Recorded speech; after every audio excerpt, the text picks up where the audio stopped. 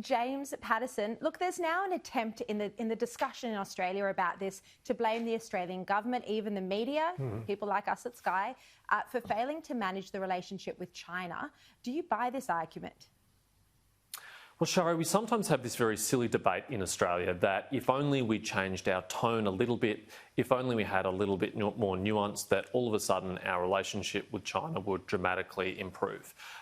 That theory, that nuanced school of international relations has been absolutely blown apart the other week when the Chinese embassy handed over that list of 14 grievances. And the test for the nuance brigade is to go through that list of 14 grievances and say which, if any, of those things they would be willing to sacrifice in the quest of a better relationship with China. Exactly. Is it a free press that they'd be willing to sacrifice? Is it the right of members of parliament to have freedom of speech?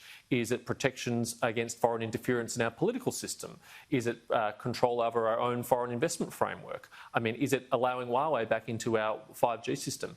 Unless they can go through that list and nominate which things they would be willing to do to improve the relationship with China, then they shouldn't be listened to as serious participants in the debate. Because the reality is what we're being asked to do by the Chinese Communist Party, no self-respecting government, Labor or Liberal, left or right, could ever agree to, and that is just the reality of where we are at the moment. Well, look, I just want to check on that point with Michael because, you know, James is right.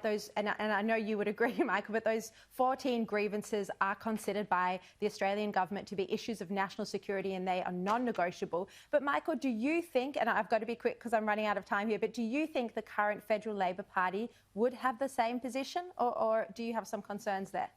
Well, you can only go by their record, Sharri, and at every point, Wong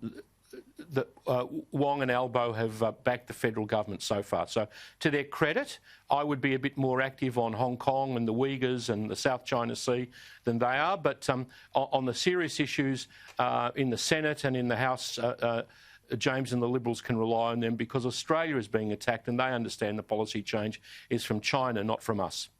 All right. Michael Danby, James Paterson, thank you both very much for your time. Thank you, Sharri.